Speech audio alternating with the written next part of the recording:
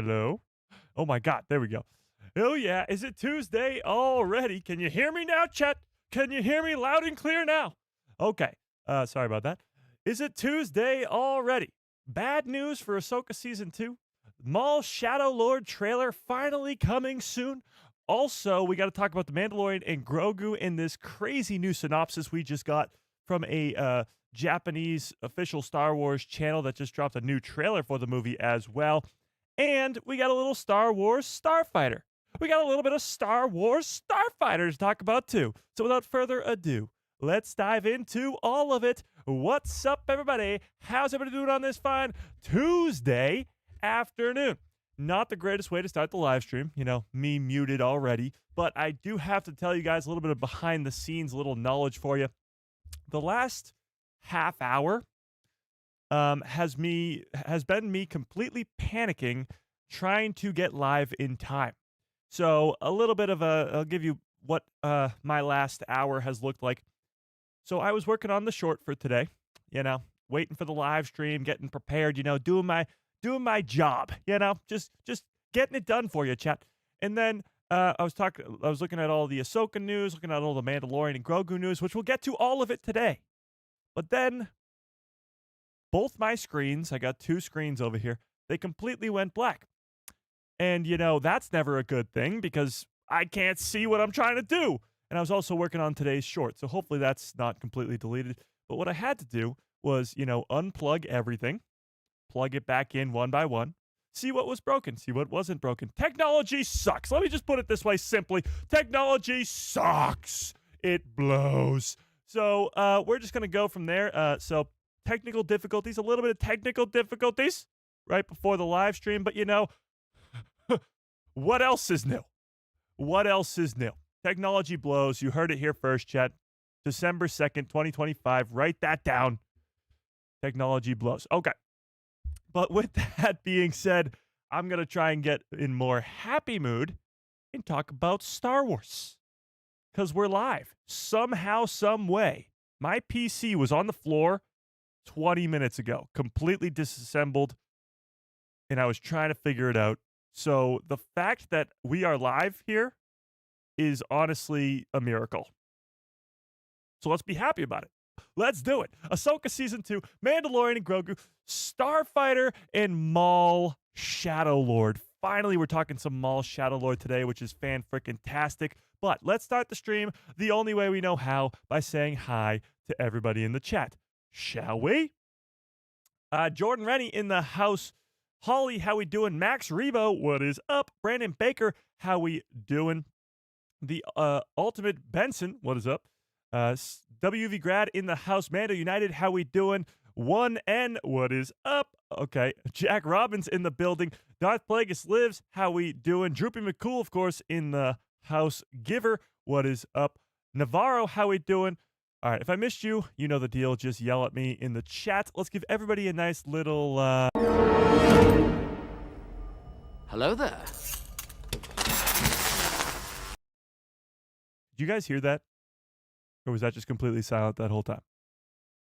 Let's try it again. Can you guys hear this? Tell me if you can hear. Hello there.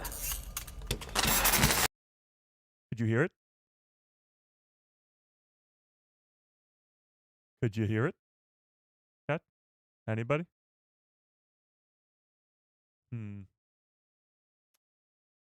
Well, that's fantastic. That's fantastic. Okay, we're just gonna, ignore that for now. Yeah, okay. Oh, wait, you heard it? Oh, awesome. Okay, cool. You could hear it. Loud and clear? Fantastic. Okay, I couldn't hear it. I don't even know anymore. Technology sucks. It's gonna just be like this for the majority of the stream, okay? All right. Let's calm down here, chat. Jordan Rennie with a very generous $2 holla says, happy beginning of the holiday season. Oh, yeah. It's going to be a really fun one this holiday season, I suppose. You're right. We got a couple giveaways coming this month. Not just the one, but we have multiple because it is the holiday season. And we love to give back. And we just had a giveaway last stream, so that's great too. All right, but I'm getting distracted. Let's talk about Ahsoka Season 2 and this quote-unquote bad news. There's been a lot of talk, a lot of leaks, a lot of greatness when it comes to Ahsoka Season 2. It's personally my most anticipated project of 2026, and I know it's many of yours as well. The hype level has gone through the roof. The leaks are talking about Abeloth and these crazy droid-looking creatures that are on Peridia, and also a war in our Star Wars, Dathomir, Night Sisters, Grand Admiral Thrawn. It just sounds awesome. Everything we get for Ahsoka Season 2 sounds incredible. So tell me on a scale of 1 to 10 in the chat, how excited are you for Ahsoka Season 2? Tell me in the chat. And I gotta bring the hype level down a little bit, just a tad, because we gotta talk about this quote-unquote bad news. Okay? Not a Fed with a very generous $2 haul says jalapeno or burger jalapeno. Still don't know what that means, but yes, exactly. So let's talk about the bad news. This we talked about a little bit on Saturday, but it seemed to have gotten a little bit more interesting. Let's put it that way. Star Wars actor quits. Now, quits is it's putting it a little roughly.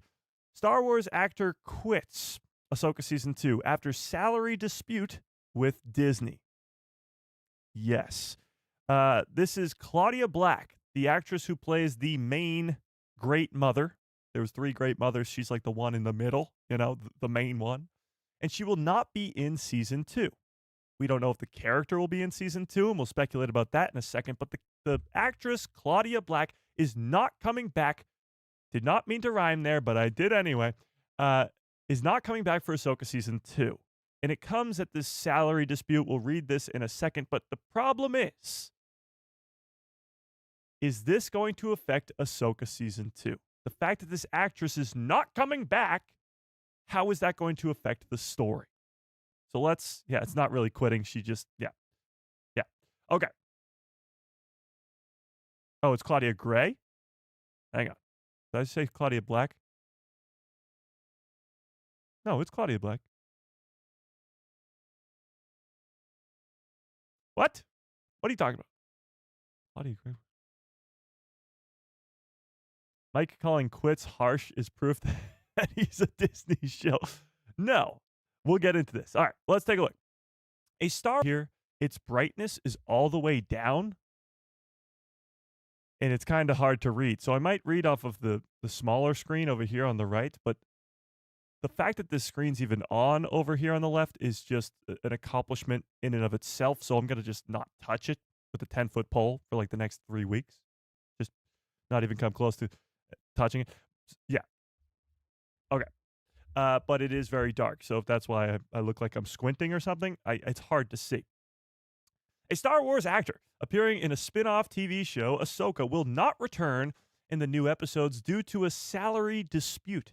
Claudia Black, Claudia Black, who played Night Sister, one of the Night Mothers, Great Mothers, in the first season, has had a blowout of the show's second run, as she was allegedly not going to be paid enough. So she has not returned. She revealed the news in a very candid interview, revealing that as a single mother, she required a salary that would have enabled her to keep things afloat back home in Los Angeles while they filmed in London. Makes sense. She has kids at home, and as a single mother, she has to take care of those kids at home back in Los Angeles. So going off to film for months and months on end in London is not going to be able to do that, especially if she's not getting paid enough. She claimed that the bosses at Disney could not, sadly, support a single mom. Okay. Yes. Well, I'm going to be transparent, she told Bleeding Cool. They picked up Season 2, and they picked me up with it. And then Disney, which is structuring things differently nowadays, could not pay me what I needed to be paid as a single mother to keep all my responsibilities going at home in Los Angeles because they were filming in London. Season 2. So this brings up a few different things. One, that what Tony Gilroy said earlier this year, that streaming is dead over at Disney, may be true. It may be what's actually happening, as we're seeing a huge shift over to movies, the movie side of Star Wars, with Oh, super chat. I'll get to that super chat in one sec. As we're seeing a huge shift over to movies with the Mandalorian and Grogu, Star Wars Starfighter, which we'll talk about today, the Rey movie, a Simon Kinberg trilogy, Dawn of the Jedi, Dave Filoni's Mando movie. There's a lot of Star Wars movies slated to be in development at one stage or another. And when it comes to Disney Plus live action shows, Ahsoka season 2 is the only one. It's the only one that we know of, at least, that is in active production. So it seems like Tony Gilroy told us earlier this year, streaming is dead. And the money that was pushed towards streaming, the $500 million that went towards Andor season 2, or Andor 1 and 2, is now being pushed back towards the movie side of things. And you're going to see far more Star Wars movies than you see Star Wars shows.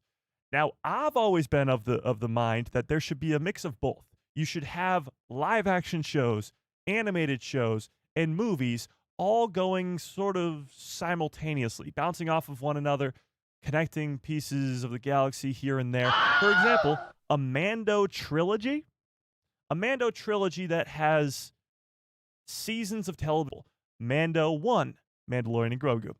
In between, Ahsoka season 2 on Disney Plus. Then Mando 2, and then in between, a live action show on Disney Plus. Skeleton Crew 2, Book of Boba Fett 2, whatever you want it to be. Ahsoka 3, and then the final Mando 3 of the trilogy.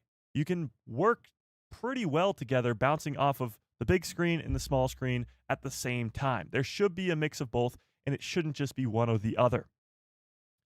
Star Wars existed only on the big screen for its first 30 plus years. Then it went to the Clone Wars. Then it went back to the big screen. And then it came back to the small screen. We got to have that mix of both. But getting that is not very easy. So what Claudia is saying here is that things at Disney now are structured differently, meaning they are focusing a lot more towards the, I guess, live action Disney Plus shows. At least that's what it looks like. So with that, maybe the budget was lower and they weren't able to pay her enough, I should say, to come over and spend months and months and months away from her family, away from her kids in London filming for Star Wars. I've heard two very different sides to the story. One going, Disney's the worst. How could they not pay her? This is blah, blah, blah, blah, blah, blah, blah, blah. And another being like, why doesn't she just bring her family with her? And I'm sure, I know, both sides are probably right, but there is a compromise in the middle. For one, let's look at the character. Claudia Black is playing the Great Mother, a character who in season 1 was only in a couple episodes. And I assume her role may be even smaller in season 2. Why they couldn't just film all of her stuff in LA in maybe just, green weeks instead so that she could come back to her family very quickly, I don't know. I don't think this is as much as like just give her more money, because even still, I don't know what the money would have been, but even still, she'd have to leave her family for months on end to go film in London. That seems like the more of the problem here. I mean, yeah, you could throw billions of dollars at her, but that wouldn't change. You'd be paying the Great Mother $1 billion while every other person on set's not making nearly as much. It wouldn't make sense at all. It wouldn't make sense. So this has become a big issue for me story-wise, because what do they do now? Do they recast the Great Mother? Granted, she does wear a lot of makeup, so it wouldn't be that difficult to do. Or is this character just cut completely from season 2?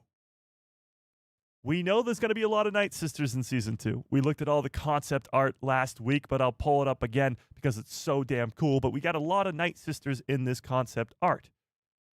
Will we be seeing the Great Mothers again, or will they just be talked about or alluded to?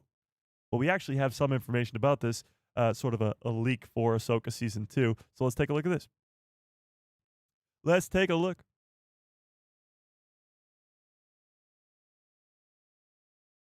So this says slight spoilery. Again, this is just a leak, so take it with a giant grain of salt. It may all be completely wrong. But Ahsoka Season 2 update, talking about the characters and their episodes that they are going to be in, plus the possible revelation of certain characters' fates. Piggybacking off of the recent news about Claudia Black not returning as the Great Mother in season 2, also wanted to share something that we heard from a source back in September and also have some recent evidence to back this source up. The Great Mother does not feature Soup in Ahsoka season 2. So this was sort of what I assumed was going to happen, but now that you still have the these characters involved in the story, it's going to be a little different. They are in it. So that's pretty important because Claudia Black will not be there. So they probably recasted the character. They are in it about as much as they were in season 1, in the later half of the season.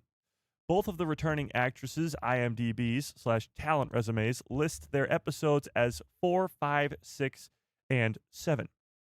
This is supported by one of the actresses specifically only listing director Bryce Dallas Howard, who did episodes 4 and 5, and Anders Engstrom. Sure. Doing episodes 6 and 7. When talking about the series, this also aligns with the Great Mother's filming taking place in August to September, because they weren't filming the entire time. Those Great Mothers were only on set for a certain period of time, and that was August and September. About the time where they'd be working on the later half of the season, if they filmed, chronologically, which they seemed to be doing. So the the Great Mothers only being in the back half of the season is kind of interesting, because we're going to be spending, I assume, the majority of time in this Ahsoka season 2 with, you guessed it, Ahsoka Tano. And she is in a completely different galaxy with Sabine, with Huge Wang, with Balin Skull, with Shin Hati, possibly going to a prison where Abeloth is being kept, but giving us crazy things like maybe Mortis God flashbacks, giving us Ewan McGregor and Hayden Christensen back as their great characters of Obi-Wan frickin' Kenobi and Anakin Skywalker. I think the majority of Ahsoka Season 2 will be on Peridia. There's still the war in our Star Wars. There's still Grand Admiral Thrawn. There's still Hera Syndulla and Ezra and Chopper and Zeb. They'll still be in the show. I just think the majority of it will be in a different galaxy. Now, what does that mean for the Great Mothers? What does that mean for the Night Sisters? The fact that they're only going to be in the back half of the season suggests that we're going to spend the majority of the first half of the season with Ahsoka and not seeing Grand Admiral Thrawn. Even the stuff in the main galaxy will be about Hera and Ezra and what their plan is. So it's likely when we see a piece of concept art like this, where you see, where you see Dathomir and you see Enoch, but you also see Hera, Ezra, and Chopper on Dathomir, that this isn't until way later in the season, probably the last 2 or 3 episodes. So Thrawn, the Night Sisters, the Great Mothers, based off of these bad news and leaks, they won't be in the show until episode 4, 5, 6 and beyond. So the first 4 episodes, or I guess the first 3 episodes, won't have Thrawn, won't have Dathomir, won't have the Night Sisters. It'll probably be mostly Peridia, but also just the New Republic, Hera, Ezra, Chopper, trying to convince them to go on this mission to Dathomir, and a lot more arguing than there probably should be. However, the Great Mothers may not have a big role in the second season, but the actress for the main one not being there is pretty damn strange. And let's take a great look at Enoch, because he's badass and awesome. Nice. Okay. So with that being said, tell me in the chat, do you think this is like the end of the world? Probably not. But do you think this is really bad news for Ahsoka Season 2? Like the fact that Claudia Black can't come over to London to film, it might mean that their roles are smaller. It might mean that she got recasted. I don't know. But what do we think? There'll be a Battle of Dathomir? Maybe her character dies quickly at this point? It could be. It could be that all the Great Mothers just die off. Possibly. Maybe they die bringing all the Night Sisters back to life. Maybe it's like a sacrificial, I don't know, awakening. I don't know. they have to die so that all these Night Sisters can come back to life? I don't know. What I do know is they're going to have a very, very small role. Easy recast. It could be a recast. It could be. Yeah.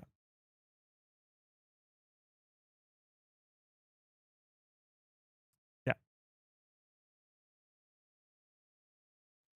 This bad news is really a nothing burger for me. Doesn't affect my hype level, and I'm still very excited for the show.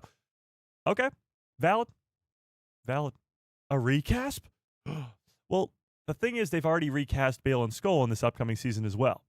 So it wouldn't be that crazy to recast a Great Mother when one of your main characters coming into season 2 is already being recast. Yeah. Disney is recasting like crazy over the last few years. I don't see why they wouldn't just recast her. Yeah. Yeah. Yeah. Yeah. True. The witches will find out that their gods actually are the Mortis gods all along. Well, I think they knew it was the Mortis gods. They had like shrines to them on their home world. I think they knew that much. Yeah. Yeah. Max Rebo brings up a great point. We don't know what the money situation was, but it would be pretty sad if it was just like, oh, we can't give her like a couple $1,000 more. You're talking about a multi-billion-dollar enormous company of Disney. Like, you couldn't just give her a couple more bucks, but still, I don't think that's the case. Because if it was, I'm sure they would just give it to her. It's more the case of she can't leave her family for months on end and go film in London when she's a single mom and she's got kids at home in Los Angeles. So it just wouldn't work. Yeah. Mike might have nailed it. They die and bringing back the dead to life. It could be a life for a life. I like that. I do like that a lot. See Night Brothers on Dathomir? Thoughts? Because Darth Maul and, who by the way we'll get to, I know the trailer thing, we'll talk about it. We'll talk about it next, I promise. Darth Maul and Savage Opress both come from Dathomir. So there's Night Brothers that we see in the Clone Wars also on Dathomir. So you think we'll be seeing some more of those? What do we think? Tell me in the chat. And while you do so, let me get to these super chats real quick, because there are a few now. Let me see. What the heck? Oh, there we go. Darth Plagueis lives with a very generous $5 holla. Says, wait, where is it? Ah, there it is. Maul trailer? When? One second. Also, Ahsoka can never have bad news, right? I don't think it's the end of the world. I mean, this is just sort of the first bit of bad news we've ever received for Ahsoka, so it seems like people are blowing it completely out of proportion. Anything to bring down this show, right? Anything to bring down anything Star Wars. But people have been, taking it as Disney's too cheap to pay a single mom to go film, and that's just not how I really see it at all. But Maul trailer when? That'll be the next thing we talk about, okay? I promise. And I think I have a pretty good, probably 98% chance idea of when it will come out. Jordan Rennie with a very generous $5 holla says, how can they not afford her? We literally have been to At-Atten. Sadly, At-Atten is not a real place, and yeah. Sadly not. Yeah. I don't think we'll see Savage Opress. We'll definitely not see Darth Maul. Definitely not. So don't get your hopes up on any of that. However, it would be really cool to get some Night Brothers. Just like, Darth Maul, Savage Opress looking people, because they do exist on Dathomir. Yeah. House Black, how we doing? Johnny, what's up? Okay. Since you're all asking so patiently about it, let's talk about the Maul Shadow Lord trailer. So we got some pretty big news when it comes to Maul Shadow Lord, which is great because, as you guys know, Maul is my second favorite character of all time.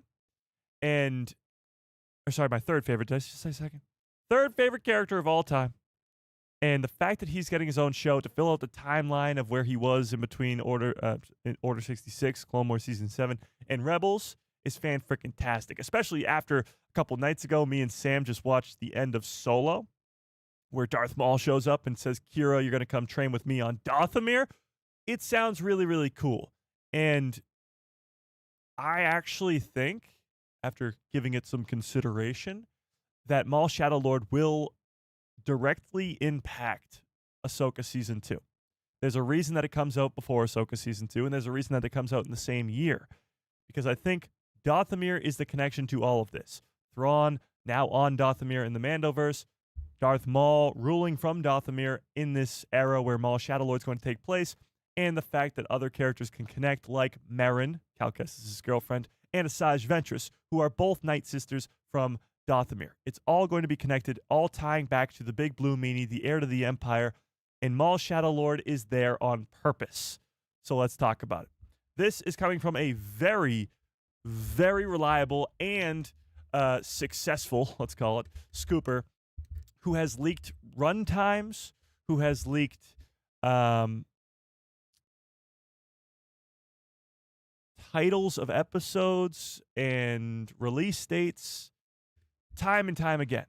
I don't know his percentage, but it's very, very high of being right. So this one, as I always say, take it with a giant grain of salt. Take it with a pretty small grain of salt today. Like, this is a pretty reliable source.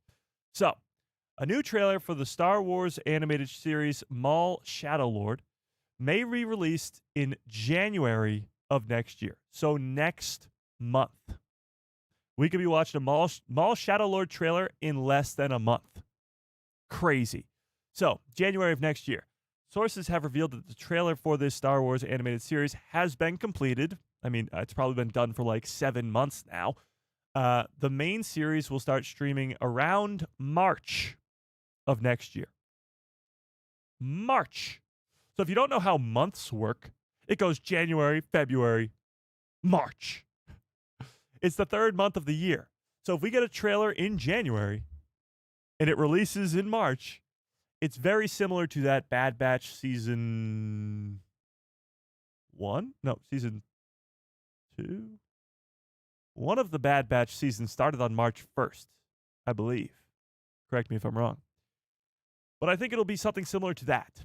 Trailer in January, lots of, TV spots and posters and other trailers throughout February, and then release early March. It'll go all the way through March, all the way through April, and probably end on May the 4th, and it will lead us directly into Mandalorian and Grogu on May 22nd of 2026. It's perfect. Perfect. Not only is this what we wanted to happen, but now it's coming from a very reliable source that this is what's happening. So, trailer coming in January next month, and the series will likely begin in March. Not only that, but this work is set 1 year after the events of the Clone Wars, and Maul is operating in the underworld. Of course, he's building up his Crimson Dawn empire, and he's likely to be on Dathomir at some point. By the time of Solo, he is on Dathomir. So, with that being said, on a scale of 1 to 10, where's your hype level at for Maul Shadow Lord? It's kind of been hard to get excited for it because, one, we don't have a trailer, but also because it hasn't been much news about it at all. We've gotten leaks out the wazoo for Ahsoka Season 2. We've gotten trailers and leaked images and leaked posters for Mandalorian and Grogu. So the hype level for that has grown exponentially. And even Starfighter is filming right now. And with interviews from Sean Levy and pictures of the set with Ryan Gosling, the hype level for that is really high too. But Maul Shadow Lord has been going completely under the radar because it is the next Star Wars project. I take that back. Young Jedi Adventures Season 3 does come out in like 6 days. But I don't watch that. So it is the next Star Wars project that's coming out. It's Maul Shadow Lord. So it's been riding under the radar because there hasn't been any news about it. But if a trailer drops in January, all hell's going to break loose. Like, everybody's going to lose their mind. Hopefully, the trailer's really, really good and gives us what we saw from the leaked trailer at Star Wars Celebration, which is a canon version of Talon. And we get, hype for Maul Shadow Lord. This is the only look or official look that we have for the series. And it's Darth Maul. And he's just, standing there in all his glory. You can tell that the animation style is different. I'm not opposed to it, but I do have to say, having just finished The Bad Batch Season 3, I think they perfected the animation. The Bad Batch Season 3, to see the animation myself to make a full judgment, but it is a little strange to go from greatness and then try to switch it up. But new animation style, a Maul Shadow Lord series. And what's really cool is you're going to get to see not only him fight characters like Inquisitors, like Marok, but as you can tell from this image, he doesn't have the lightsaber that he has in Solo, in Rebels, that half Inquisitor lightsaber that he's holding. This is a different one. So he's going to at least go through a few lightsabers throughout his days, and we're going to get to see him grow the greatest criminal underworld, pretty much the idea that George Lucas had for the entire sequel trilogy. That's what we're going to see, minus Luke, Leia, and Han, in this story. You can get crossover characters like Asajj Ventress, Cad Bane, bounty hunters like Boba Fett, young Boba. You could even get stuff like Bo-Katan, because she's the Mandalorian, and Maul is working with Mandalorian still. The limitations on a Maul series, there are a few. Obviously, you can't have him find Kenobi or know that he's alive, because that we see that in Rebels. You know that he's going to survive because he makes it to Rebels. He can fight Vader, but it will be to a stalemate because both characters do survive. But it's mostly going to be Underworld and Inquisitors, because Maul can go and take out Marok. He can go and take out a bunch of different characters. And we're going to get to see more of the Underworld of Star Wars, which is something that has not been explored nearly enough. And now that I think about it, it could very well tie into the Mandalorian and Grogu. Because where there's the criminal underworld, you have the Hutts. And we've seen how much focus they're spending on the Hutts in the Mandalorian and Grogu. Rada the Hutt, the twin Hutts. Din Djarin is robbing from a vault that is Hutts. Clearly, there's going to be a lot of underworld activity in the Mandalorian and Grogu, too. So maybe, not so directly, but directly, the Maul series will have some sort of effect on Mandalorian and Grogu. It'd be so cool to see him fight Vader. It would. It would. Yeah, it would. Let's be honest. It would. What's Star Wars? Star Wars is this thing, it's like, imagine the greatest thing ever created, okay? Whatever that may be for you. Think about it, okay? Then times it by like 1 million, and then you got Star Wars. Yeah.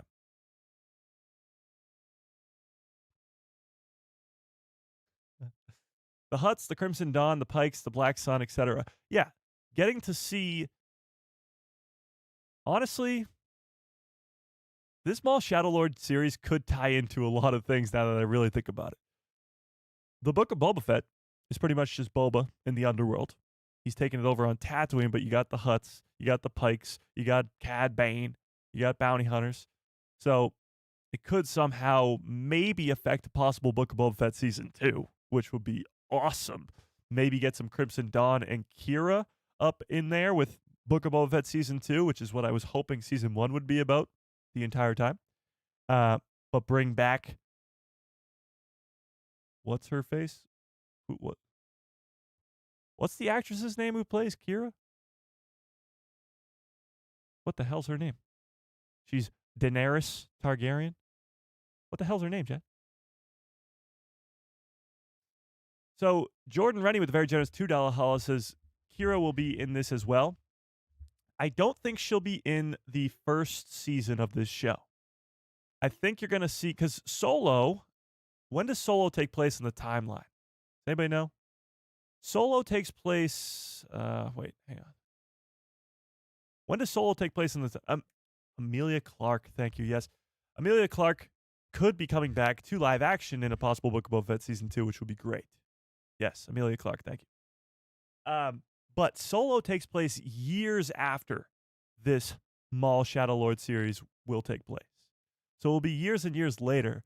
So at least season 1, maybe even season 2 of Maul Shadow Lord will not have Kira in it. I hope she is in the later seasons, but we don't know how many seasons this show's going to be.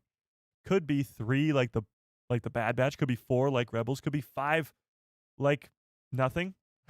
Could be 7 like the Clone Wars. I don't think it'll be 7, but it could be at least 3 or 4 because you have so much time to fill out. The Clone Wars spans over, 3 years? Rebels spans over a couple years. The Bad Batch spans over a couple years. Maul has to go from 19 ABY or BBY, right after Order 66, all the way to a couple years before the Battle of Yavin. So he's got at least 15 years to deal with there. That could be 5 seasons for all we know. Solo takes place at 10 BBY. So he's got 9 years until Maul starts training Kira. 9 years. That's crazy. So don't expect to see Kira in this season of Maul Shadow Lord. Yeah, just don't expect, because it's not coming. She's not coming. But all that to say, some pretty great news when it comes to Maul Shadow Lord. If you were to ask me, what's best case scenario for the release of Maul Shadow Lord in 2026, this is it. Trailer in January, release date in March. Hopefully early March, and that will bring us all the way to a finale on May the 4th, and then lead us right into Mandalorian and Grogu, which will be in theaters for probably 4 or 5 months, which will lead us perfectly to September or October area, where Ahsoka will release its 2nd season, and we'll round off the year at the very end with the 9th Jedi spinoff of Star Wars Visions. 2026 is jam-packed. Jam-freaking-packed. Animation, live action, and a movie. What more could you ask for as a Star Wars fan? Really? We're living it up over here. Living it up. Yeah.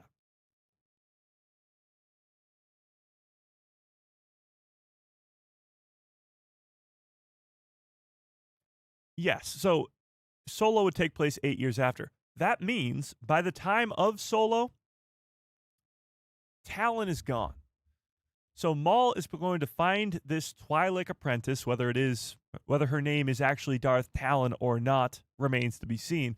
But he's going to find this Twi'lek apprentice, this young girl, start to train her, and then something happens. I don't think she's going to die. Whoa. Mike not thinking a character's going to die? She's way too important of a character to just be introduced and die off in the same season. So I think she'll be around for a while. But I don't think she'll be with Maul. Because at least 8 years later, he gets a new apprentice, Kira. And then by the time of Rebels, Kira's gone too. And Maul is by himself on Malachor 5 as sort of a crazy old man who's just looking for, well, at the time, he's looking for a weapon to destroy the Emperor. But he's then looking for Kenobi and, dies. So we're going to get to see him go through a bunch of different apprentices, at least 2. Because we know that Talon will be in this show, or a version of Talon will be in this show. And Kira becomes his apprentice after Solo. So at least 2. Mike, are you ill? You just said somebody is not going to die. Okay. Funny. But no, she's not going to die. I think Talon, if she is introduced in Maul Shadow Lord, she now is a character who was trained by Darth Maul. So is Kira, by the way. But Talon is a Force-sensitive character. Kira is not. So even though Kira is trained by Maul and probably is really cool hand-to-hand combat-wise, she doesn't have the Force. So she would make a really good villain for Boba Fett Season 2, which would be really cool. But when it comes to Talon, she is Force sensitive. And that would make for a really great character in the future of the timeline. Trained by Darth Maul and Force sensitive, that's a problem. Yeah. I'm assuming Darth Talon gets murked by Inquisitors. I certainly hope not, because that would just be a huge waste. This character is so incredible in Legends. She goes on to join this Sith group with Darth Krayt, which could be really cool to see in live action. I don't know if they'll go down that route, but that would be really cool to see. Either way, it seems more likely that she will somehow, some way leave Maul. And by leave, I probably mean it'll be a disaster of a probably end in a big old fight, one way or another. But where does she go from there? You know, why is she not in Rebels? Why is she not in anything else? She must go into the unknown regions or go into hiding somewhere. We don't know. But making a character like Darth Talon, bringing her into canon and then making her disappear, it's very interesting. We want the KOTOR remake. You and me both. You and me both, Dwayne. You and me both. Kira could be the next Mara Jade, or the new Mara Jade? No. No. Because Mara is Force sensitive, very powerful Force sensitive, and was the Emperor's hand. Kira's just trained by Maul. Yeah. Kira was trained by Dryden Voss. True. And that's cool and all. But she's going to be trained by Maul. Dryden Voss, Darth Maul. Like, not even in the same realm there. Yeah. True. Could be pretty cool. Could be pretty cool. So with that, Maul Shadow Lord trailer coming in January. Take it with a tiny grain of salt because this is coming from a very reliable source. Trailer coming in January. Release date probably in early March. That's my hope, but in March nonetheless. And will run until The Mandalorian and Grogu. 1 year after the Clone Wars. I'm excited. Let me actually put up a poll in the chat here. Let's put up a poll. If you haven't already, smash a freaking like on this stream. And let's put up a poll. Are you excited for Maul Shadow Lord? It's not only cool because it's the first ever animated show following the bad guys, but it's the next multi-season animated series for Star Wars, and it's following the bad guys. Like, it's Darth Maul, who is a fan favorite character, but when you look at the previous multi-season animated Star Wars shows, it's pretty much all peak. Rebels, Clone Wars, The Bad Batch, if you even consider the Tales stuff, multi-seasons with Jedi, Empire, and Underworld, peak. On peak, on peak, on peak. So if Maul Shadow Lord can continue that trend, sign me up. Sign me up. Love Star Wars 2? Great. Why didn't Qui-Gon dissolve?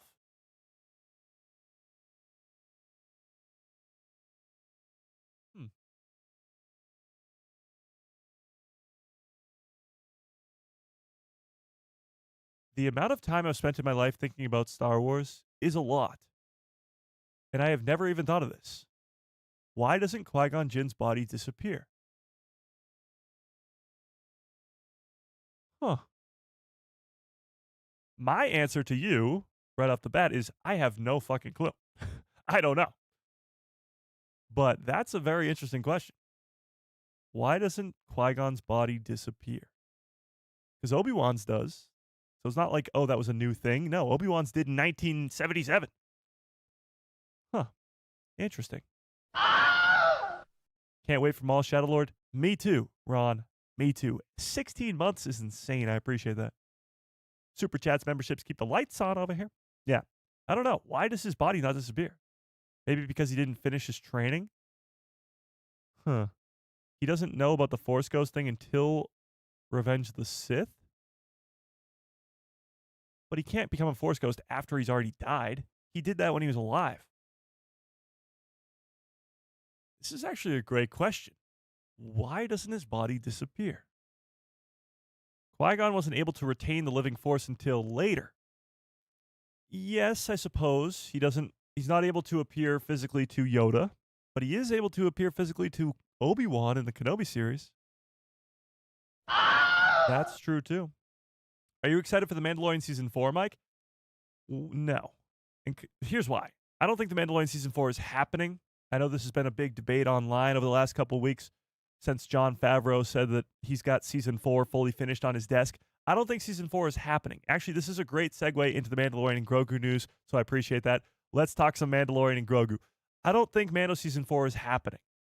Tell me in the chat if you think otherwise, but even though it's maybe, yes, finished and done on his desk, there's no way they're going to take Din Djarin and Grogu, bring them to the big screen, and then bring them back to Disney+. Especially if they're going to make a trilogy, which is what they want to do. So if The Mandalorian and Grogu is the beginning of a Mando trilogy, and Dave Filoni's making the second episode, then they'll make the third episode later, there's no way they're going back to the small screen with Season 4. Now, what that could be reworked into, I don't know. Hopefully something really, really cool. But, yeah.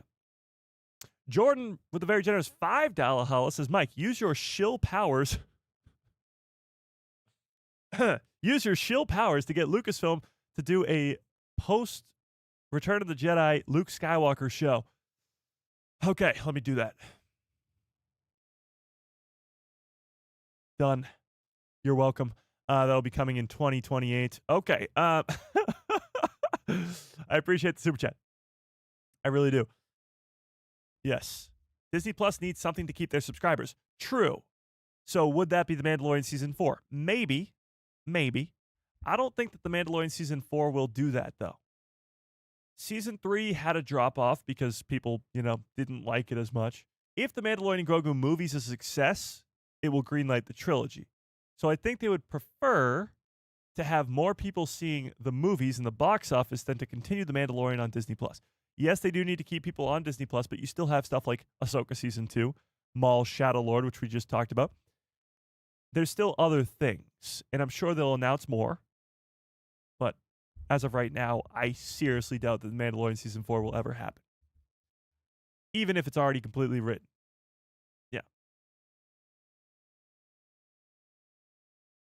Mike better not be killing the Adelphi base today. Oh, it's already dead. I don't know what to tell you. I don't know what to tell you. Thanks, Mike. Buzzing now for 2028. Okay. Don't get your hopes too high on that one. But let's talk some Mandalorian and Grogu. So the official Star Wars Japan page, I guess, they posted a Mandalorian and Grogu trailer, and with it, a little bit of a description for the movie as well. So let's take a look at this. So first and foremost, the trailer is pretty much the exact same, except it's, in Japanese. But it opens with the main sort of Star Wars-y theme. Take a look.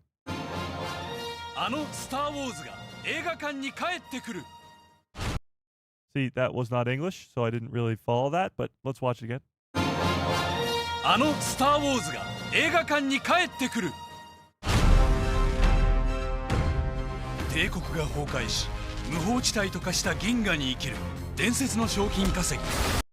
Okay, so you get the point. It's the exact same trailer, but with a voiceover. And the voiceover is saying sort of a description of the movie, and here's what he has to say. So it's the exact same trailer from the first one that we got. And the description says, set in the galaxy after the fall of the Empire, what grand adventure and astonishing fate awaits the two bound by an unbreakable bond? Of course, the legendary bounty hunter, the Mandalorian Grogu, who harbors the power of the Force. And it's on Friday, May 22nd, 2026, theatrical release. So this was the description that it was given. There's another description that was released. Let me see if I can find this. Shout out to Tafari Tano in the Discord. If you guys are not yet in the Discord, There's a link in the description below to a Discord called The People Who Love Star Wars. Go join it immediately. Yeah, this. This is a German poster for the Mandalorian and Grogu Blu-ray with a synopsis of the movie as well. And this is a leak coming from Twitter, I suppose. Yeah, synopsis posted on Twitter. And here is the description. So let's take a look. This is the Blu-ray looking thing, the poster in German right there. I saw a synopsis posted on Twitter by user Calvin6942, and he managed to track down the original source. The website looks legit to me, but someone please comment if I'm wrong. So take this with a giant grain of salt, I suppose. Synopsis, translated from German. The Empire has been defeated. I'll get to that super chat in 1 sec. Has been defeated, and the remnant of its forces scattered to the far corners of the galaxy. Yet some of the former commanders of this dark era still cling to the power and have since become dangerous warlords who continually challenge the peace upheld by the New Republic. This is sort of the description of the first 3 seasons of The Mandalorian. You got Din and Grogu fighting Imperial warlords like forget his name from season 1, but also Moff Gideon, and you see the Shadow Council in season 3. So that's going to continue, as we already have 2 confirmed Shadow Council members casted for the Mandalorian and Grogu. To track down and neutralize these cells, Din Djarin, played by Pedro Pascal, together with his apprentice Grogu, who after his Jedi training has joined the Mandalorians, support the new government. So they're working with the New Republic. We know this. This is, nothing too crazy and nothing too crazy new.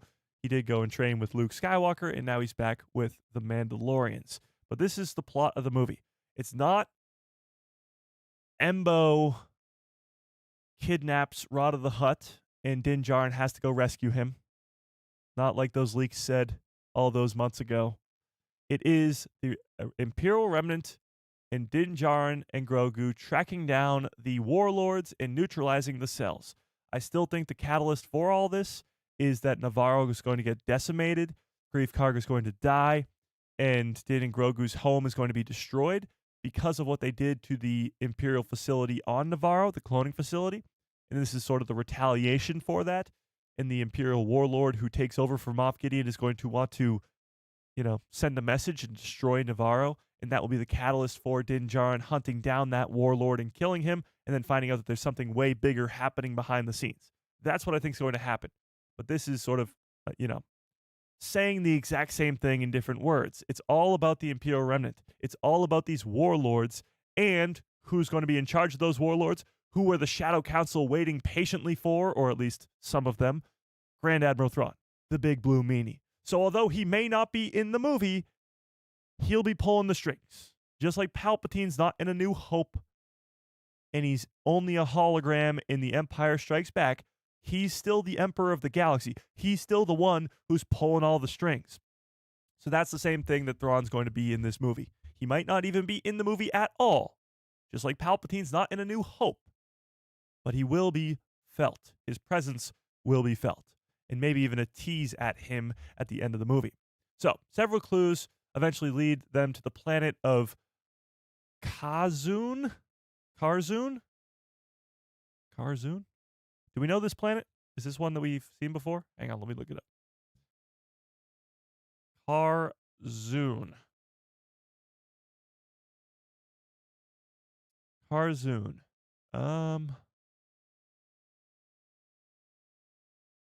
I'm not seeing it. Karzun. A transmission from Mandalore. The Iron broadcast in all Mandalorian frequencies.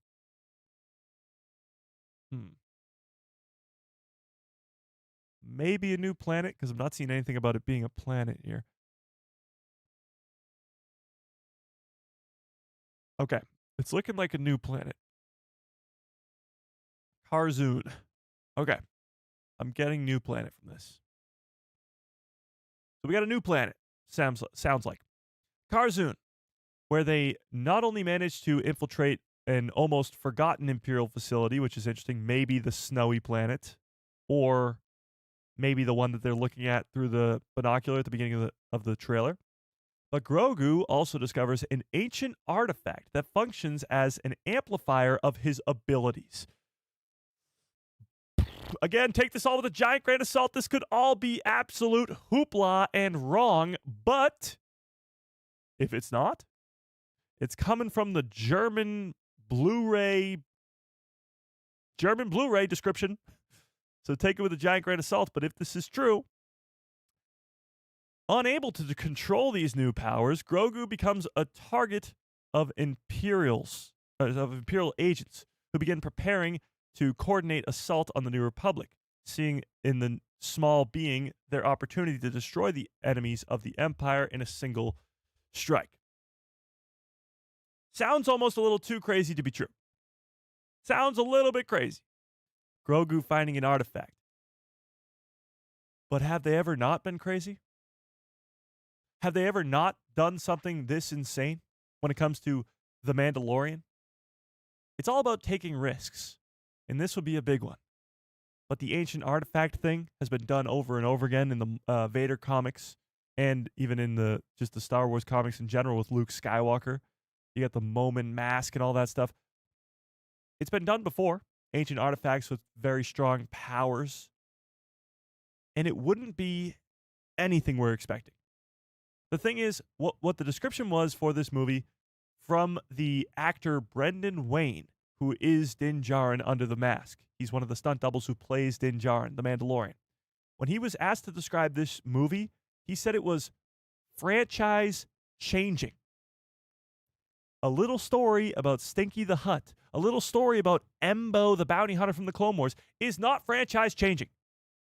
This would be. Grogu finding some sort of artifact that sort of boosts his powers, gives him maybe some sort of power amplifier or whatever it said here. It amplifies his abilities. That would be something crazy. That would be something we've never really seen before. It sounds like too much information. Well, it is a leak. I mean, hence the word leak. So with that, thoughts? I mean, what do we think of this? Is this too crazy to be true, or is it just so crazy it might just work? Do you think we'll get de-aged Luke Skywalker in the Mandalorian and Grogu movie? Probably not. I think Luke will be a part of the story if the trilogy continues, and if it ends up being, he'll probably be in the later half of the trilogy, if that's what we're getting. Yeah. What? Amplifies his powers? Yes. And actually, this would actually fit perfectly into this book right here, the book I bring up the most on these live streams, Shadow of the Sith. This is a story about Ochi of Bastoon and the dagger from the Rise of Skywalker, but it's also a story about Luke Skywalker and Lando coming face to face with this Shadow of the Sith, that character down there with the red lightsaber.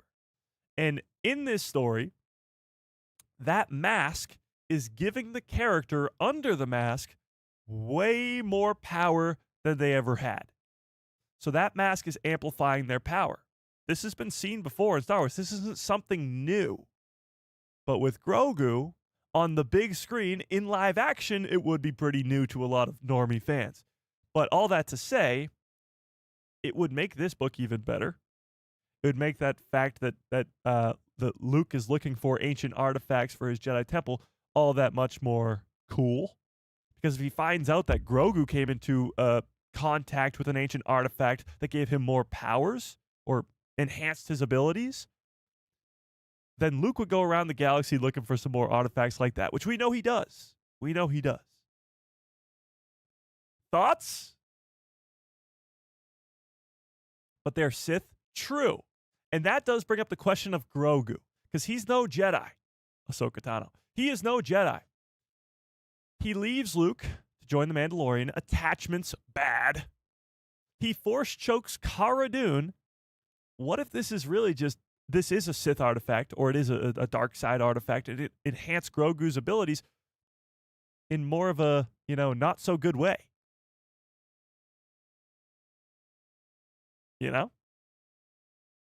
Imagine that. Okay, so I'm going to put up a poll in the chat because I want to know where you guys are at with this.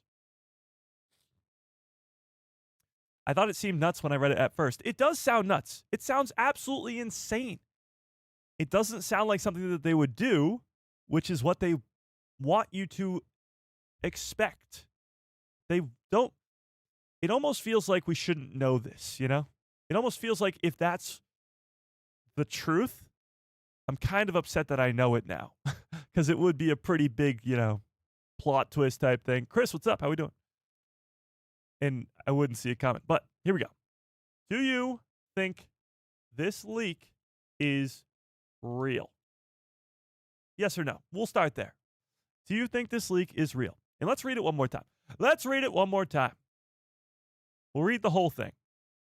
And again, this comes from a leak of a German posting of the Mandalorian and Grogu's Blu-ray, which has a synopsis.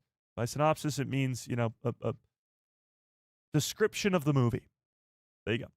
So, and the person says that this was posted by this user, and they managed to track down the original source, a website which looks legit. So, comment if they're wrong. Let's see if anybody comments.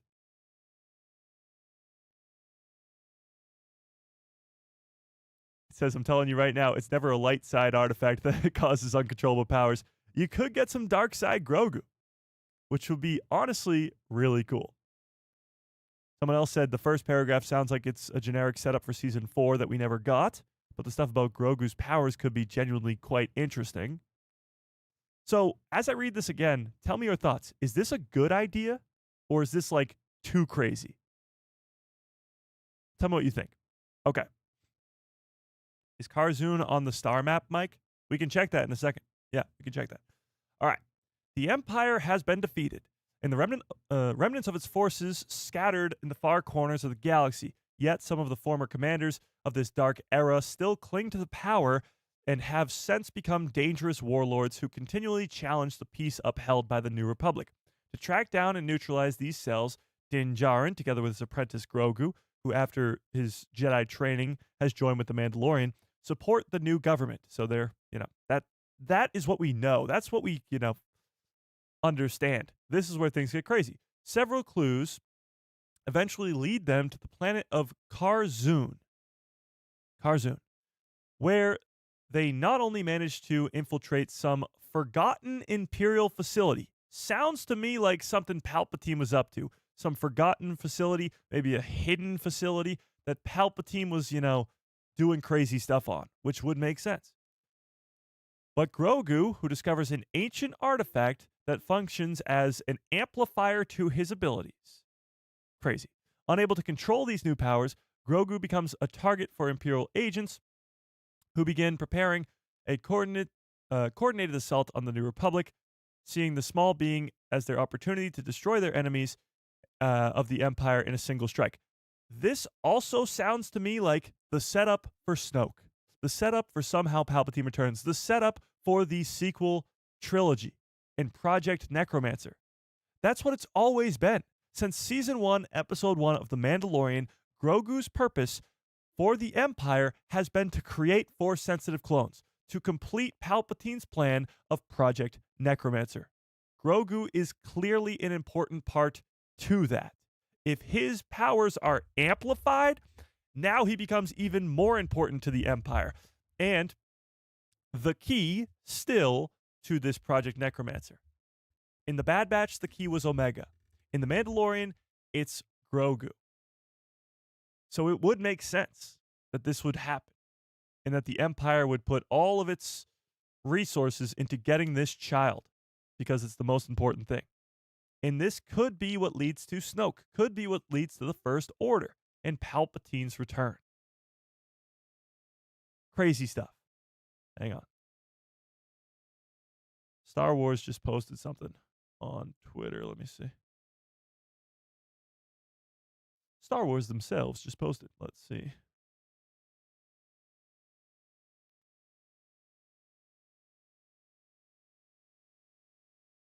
So it sounds crazy, but honestly, crazy has always been what The Mandalorian has been, and nobody would expect this, which is even You want to see Star Wars' post? Oh my. This is where the fun begins. This is what Star Wars just posted. I was like, oh, maybe they posted a trailer or something. Maybe they posted something really cool.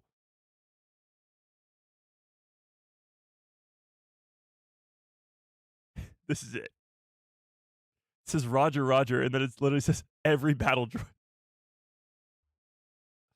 Okay, don't get your hopes too high for that. Back to this. What's really cool about this is, one, it's a new planet, because I've never heard of this planet, and I just looked it up, and there's nothing really related to it. There's no mention of this planet existing. We can check the galaxy map here. Let's look that up. Star Wars galaxy map. We can check this, but I doubt it's going to be there. So it's a new planet, a possible Sith artifact. Grogu has had these force choking abilities. He's much an attachment sort of guy.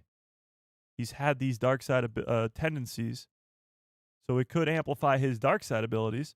And it's all leading to Palpatine's return. This is what it's all going to be for. And Grogu has always been that missing piece. Let's see. All right, so this is the list of all the planets on the map.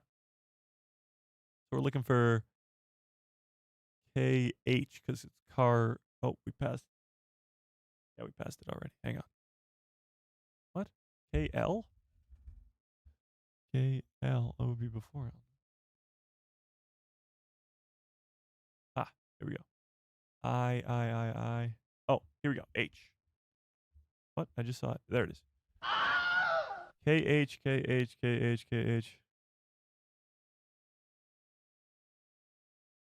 Yeah, no Cardoon. Someone says it sounds like Cara Dune. It does sound like Cara Dune. Yeah, it does. Cardoon. Damn, now I'm never going to unhear that. Cardoon. That's hilarious. Okay. Oh, I missed the super chat. Hang on. Jordan with the very generous $2 holla says, I was hoping it was going to be Luke 2028 show. Also, you missed my previous super chat? Hang on. How many super chats did I miss? Oh. Jordan Rennie with a very generous $5 holla. My God, Jordan, calm down. Says, can I get your thoughts on the Mandalorian and Grogu's opening, assuming we get a crawl? Do you think it will be a traditional Star Wars theme or the Mandalorian theme? It's actually a great question. Do you guys think that the Mandalorian will, one, have an opening crawl, like all Star Wars movies other than Rogue One and Solo have?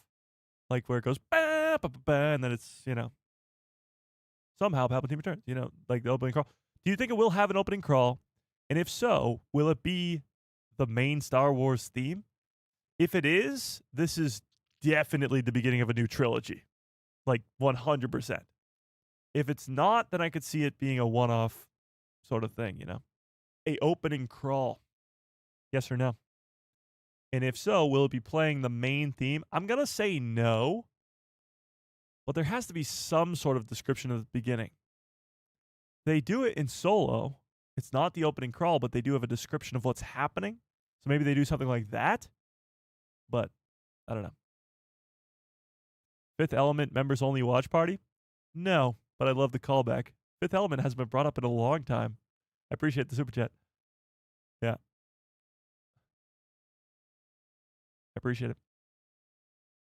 Mandalorian and Grogu isn't a part of the Skywalker saga, though, right? I mean, I assume it's not. However, there's no rule that says a movie that gets an opening crawl has to be a part of the saga. Because let's say Dawn of the Jedi comes out 25,000 years before anything. Will that have an opening crawl? I mean, it has to, right?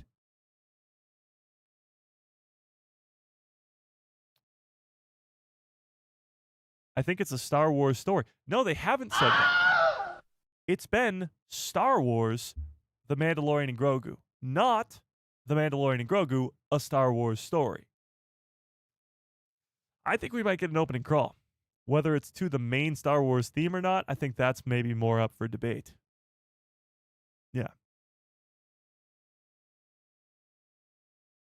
Can I get some good cups? Follow orders in the chat, please. Bum, ba.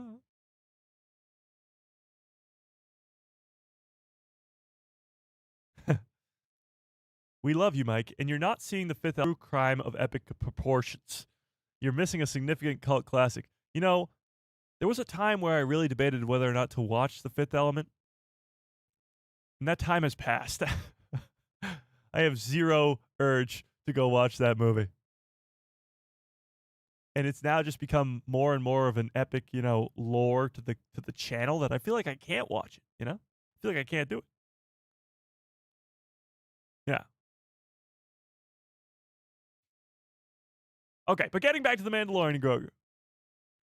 It is really crazy if this is the true plot. Now, it is a leak. It may not be true. I don't even know the source it's coming from. But it's being spread around the internet like wildfire. A new planet, which sounds like Cara Dune, which kind of makes the validity of this sound a little bit less likely.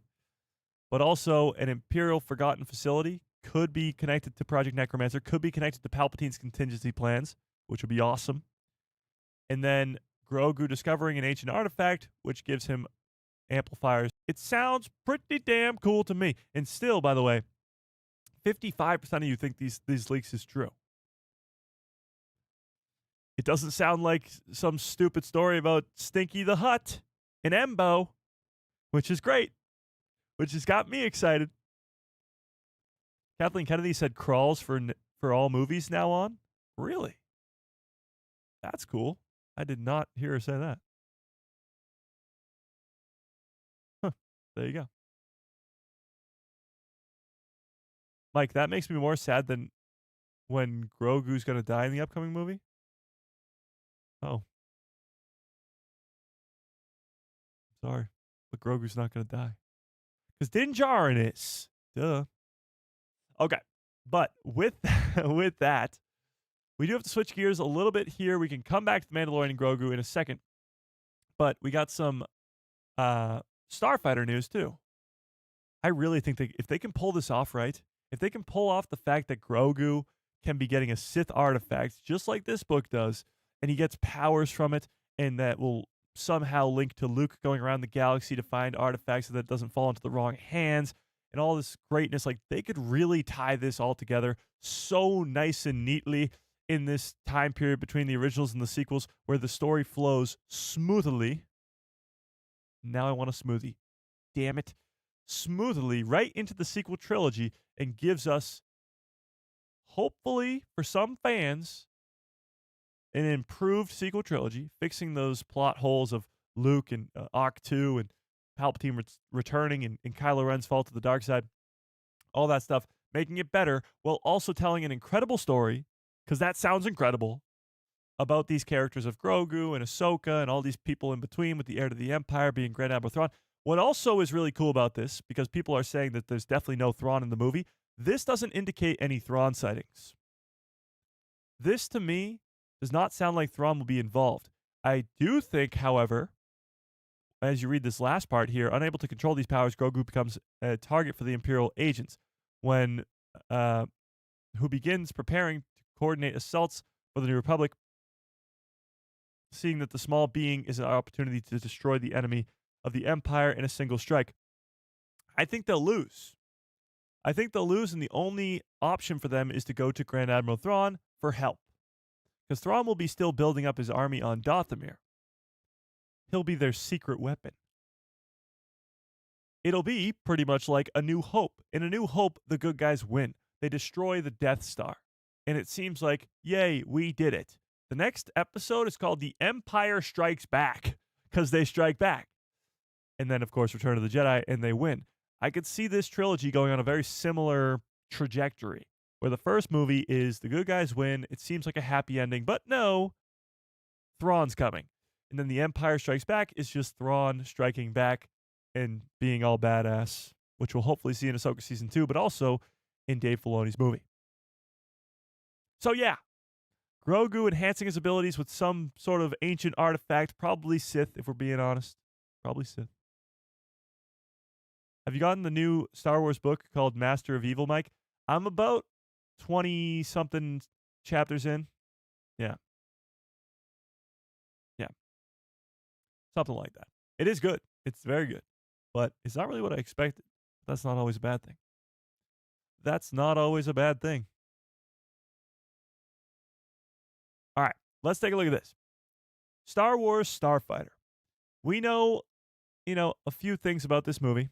We know that Mia Goth, who we're about to be talking about today, is going to play one of the main villains of the film and has been filming for a couple months now.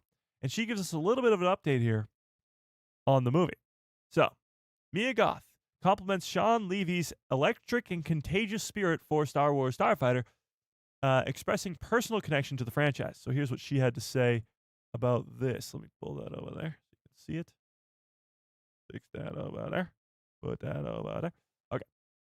In a short clip with Hollywood interviewer Josh Horowitz, Mia Goth talked a little bit more about her time working with Star Wars Starfighter. While her role and involvement are still relatively under wraps, we don't know if she's an alien, if she's a Sith, if she's a Yuuzhan Vong or a pirate. We don't know. We don't know much about her character at all. However, this is something. The actress went on to talk about what it's like to work with Sean Levy and explained her personal connection to the franchise.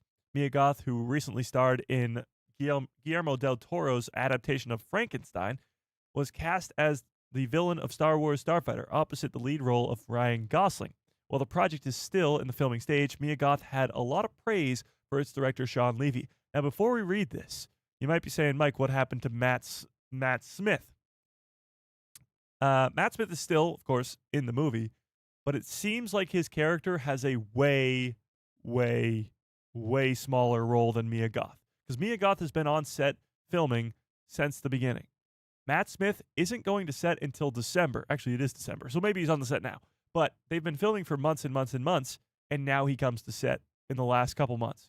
So it sounds to me like Matt Smith's character may be a bigger threat, like a bigger Palpatine level threat, hopefully, that could span across multiple films and into the future of the franchise. And maybe he's only in this movie for a couple minutes. Yeah. So keep that in mind. So here's what she had to say. I'm having such an incredible time. Sean Levy has an energy I've never met in any other. He's electric.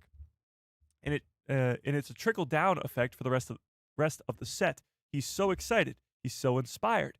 It's contagious. And everyone else benefits from it. And it's an incredible experience.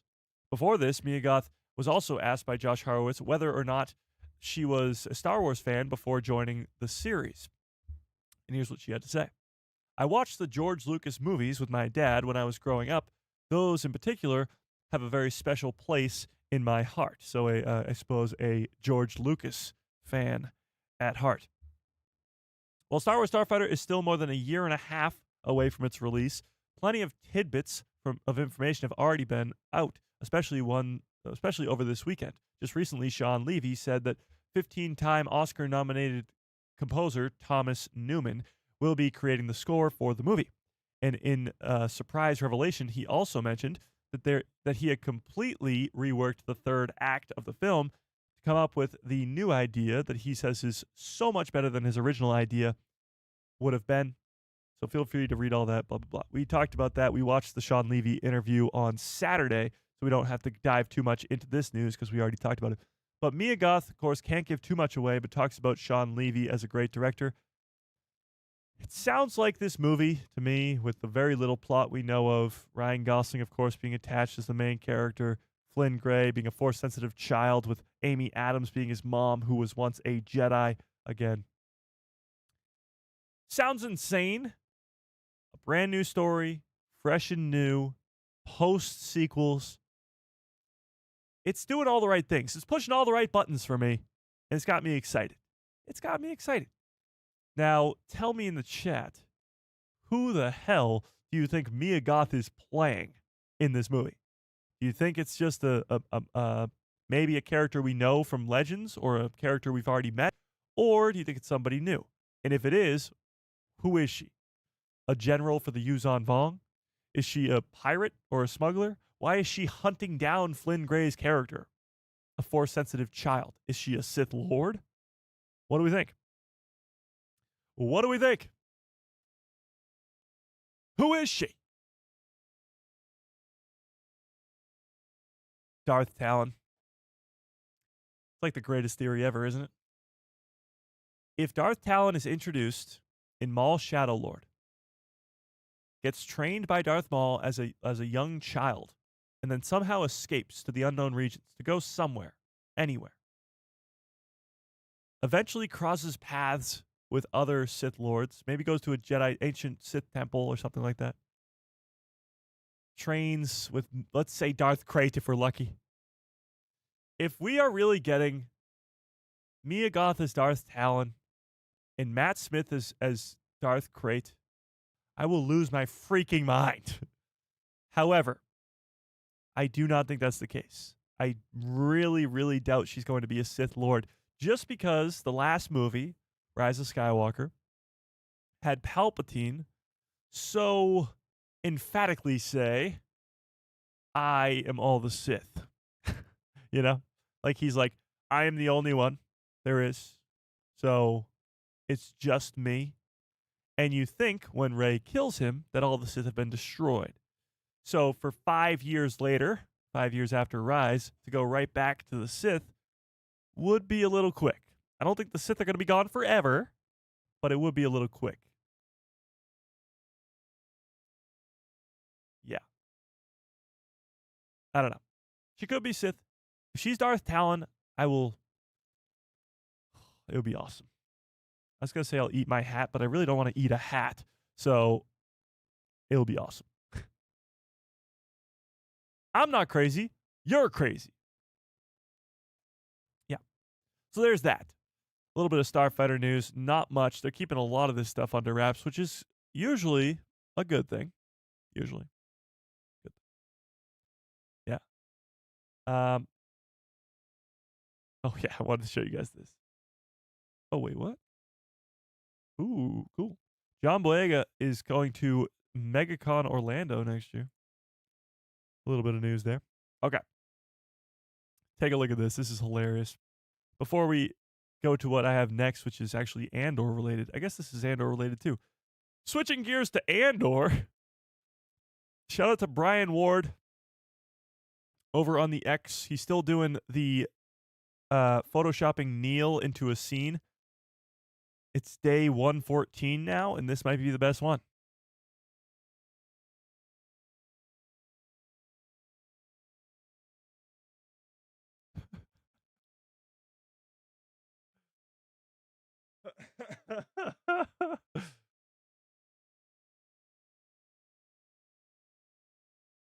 So Kino Loy can't swim, but Neil to the rescue, you know?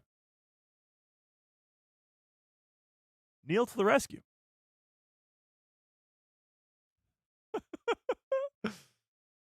What are your thoughts on the Rian Johnson sequel Star Wars trilogy being canceled? I mean, saw that coming. It was canceled like a decade ago. No, Rian Johnson was supposed to get a trilogy right before the release of The Last Jedi. When The Last Jedi came out, it was like the most divisive Star Wars project of all time. So the trilogy disappeared, you know?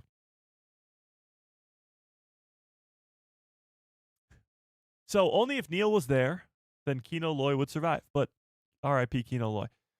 He is dead. In other Andor news, Vulture magazine, I guess? I don't know. Vulture something. Vulture.com. Sure. Whatever you want to call it. The Vulture? Something. Best TV shows of 2025. Let's see what's at the top of this list. Top 10 shows of 2025. Number 10, The Narrow Road to the Deep North. Never even heard of it. Number 9, Death by Lightning. Also, never heard of it. Number 8, The Righteous Gemstone Season 4. I have heard of this one, but I've never seen it. The Hunting Wives. Never heard of it. Black Rabbit. Never heard of it. Okay. Mussolini. I know who Mussolini is, but I've never heard of his show. Is it bad that I've only heard of one of these? The Pit. I have heard of The Pit. I have heard of The Pit. Okay, here we go. Number 3, Mr. Scorsese. I'm guessing that's about Martin Scorsese. Never knew that it existed. The Common Side Effect. And number 1, Andor Season 2. I've heard of that one. So the Vulture put Andor Season 2 as the greatest piece of television all year. Now, I do agree with that. Andor is a freaking masterpiece and probably the best thing that's come out all year. But the rest of the top 10, I mean, I don't know what their list is. I don't know any of those shows. But for me, like the best shows of the year so far, or best seasons of shows of the year, Severance, Season 2. Oh, so good. But Andor is better. Pluribus, I'm watching that. Really, really good. Vince Gilligan. Andor's better. The only thing that has sort of a running to be better than Andor, Season 2, is Stranger Things. And the first 4 episodes are out now, but it's the whole season's not out yet, so can't say that. Can't say it yet. I've heard The Pit is really good. I have heard that.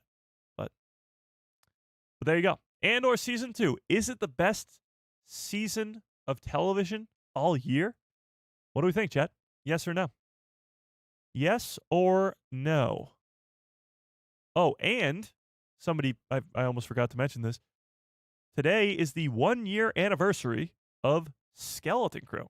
On December 2nd of 2024, this exact day last year, the premiere, I think it was a 2-episode premiere, the 2-episode premiere of Skeleton Crew released.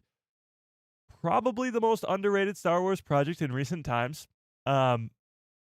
Just because of the backlash of The Acolyte and the 0 legacy characters attached to the project. Not a lot of people watch Skeleton Crew, but for the most part of people who watched Skeleton Crew, they loved it. Not a lot of hate getting thrown towards Skeleton Crew. So, 1 year of Skeleton Crew is crazy. So unbelievably underrated. But that's pretty cool. That's pretty cool. Let's not ever forget about the forgotten show, Skeleton Crew. You're watching Pluribus? Dude, that show is wild. Great concept. Hey, Mike, what's under the tarps? What's under the tarps? If that's a Pluribus reference, I have to tell you I've only watched the first 3 episodes. So I'm not fully caught up. I think there's 6 episodes out now, so I'm not fully there. So if that's a Pluribus reference, I don't know. But if there's tarps behind me, I'm also confused. I don't see any tarps. Yeah. I don't like it more than Season 1 of Andor? Really? You don't like Season 2 more than Season 1?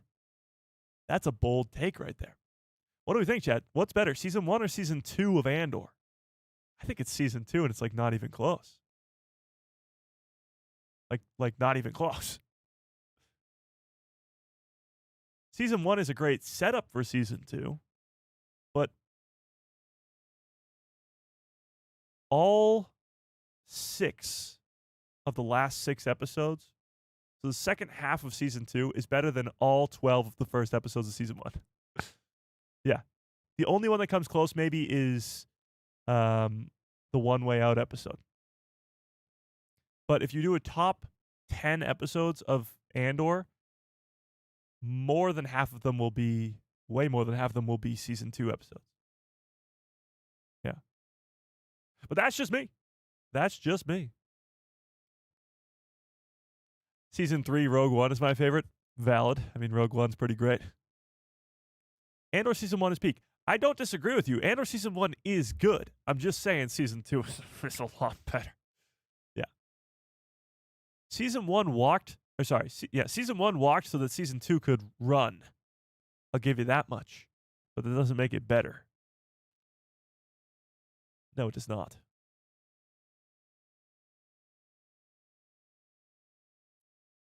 Yeah.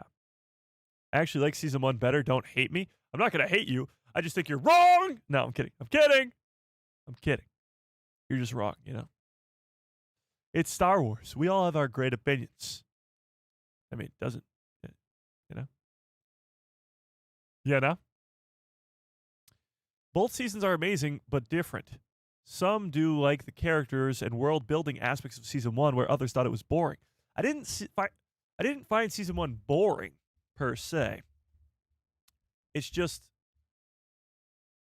episodes 8, 9, 10, 11, 12. The last 5 episodes of season 2 are probably the greatest arc in Star Wars. That's a tough statement I just made right there. Maybe not. But they're one of them. And season 1 doesn't have one that's even in the conversation. No. Not even this one. Not even that one. Especially if Neil's not there. Yeah. Oh, by the way, a little bit of Star Wars video game news. Destiny 2, the collaboration between Destiny 2 and Star Wars, the trailer for it just came out yesterday, a new trailer for it came out yesterday. It releases today. So that Destiny 2, for you Destiny 2 fans out there, the Star Wars collab is out today. So go check that out. And the Legacy of Vader number 11. So the last couple Legacy of Vader comics, these are the ones following Kylo Ren, have explained a lot about the Knights of Ren, about who Teva Ren is, and even given us like Ben Solo going into the afterlife to talk to Luke Skywalker and all that. There's some really crazy stuff happening in those comics. So that next issue comes out this week, I believe. So watch out for that. Oh, and this is not Star Wars related, but pretty damn wild. Look at this. So this doesn't affect Star Wars, but I mean it kind of does. It affects the movie industry and in the I guess the television industry too. Netflix's new bid to buy Warner Brothers is mostly a cash offer. The company has arranged a mega loan that would to be able to buy Warner Brothers. If Netflix buys Warner Brothers, that's going to change the whole landscape of the movie making industry, of the television show making industry. You're taking HBO Max or HBO, whatever they're calling it now, HBO Max and Netflix, two of the biggest streaming services ever, and combining them into one company? That's wild. Absolutely insane. So that's pretty crazy news right there. If that does happen, a little bit of, I guess, competition for Disney, if you will. But either way, that's pretty wild news right there. Netflix is able to acquire Warner Brothers. But holy crap, I'm scrolling through all the stuff that I saved to talk about today, and I'm like, we talked about that today. This has been we've only been going for an hour and 35 minutes, but we've talked about everything from Ahsoka Season 2 leaks to Maul trailer release in January and possible release date in March, to Mandalorian and Grogu, insane Grogu gets ancient artifact that gives him enhancements of his powers, all the way to Starfighter, all the way to Andor, and everything in between. Like, we've just talked about it all today. It's been an insane live stream. And we've done it all in an hour and 35 minutes. It's mind-boggling to me that my PC was in pieces just 2 hours ago. And somehow we're here live. Technology sucks, but I appreciate you all for being here. This was quite the live stream, if I do say so myself. This was the Mando poster that posted late last week. If you haven't seen that yet, really cool. Yeah. I think that's all. Ahsoka Season 2, baby. So excited. So excited. We need a trailer ASAP. Well, January. January is next month. If we get a Maul Shadow Lord trailer next month, I will be so unbelievably happy. It'll be perfect. We can close out this year just recapping all the stuff that happened during the live streams. We're going to rank all the 2025 content that came out. We'll do that. Then we'll do some 2026 hype stuff and all that greatness. But the news has been, unbelievable. By the way, 62% of you still think that leak is real. I agree with you. I think it's real. I think it's just so crazy that it has to be real. Nobody's coming up with that on their own. Put it that way. So we shall see. But if you have not already, smash a freaking like in this stream, hit that subscribe, and hit that bell so you're notified every time I post a video. In my pretty face will show up in the recommended feed of yours. If you are not yet already go join that Discord. There's a link in the description below to a Discord called The People Who Love Star Wars. And of course, become a member. Best way to support the channel. All that great stuff. So, yes.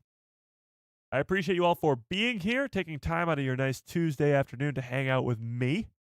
I appreciate it. And let's hope that my short that I was working on when my screens went black is not completely gone forever. Let's hope. That would be nice. I really hope it's not gone. That would suck. If it's gone, there may not be a short today. But if it's not gone, then there will be a short out at 5 p.m. So watch out for that as well. But until next time, hope you have a great rest of your evening. Smash a frickin' like in this stream. And yeah, may the force be with you. Always.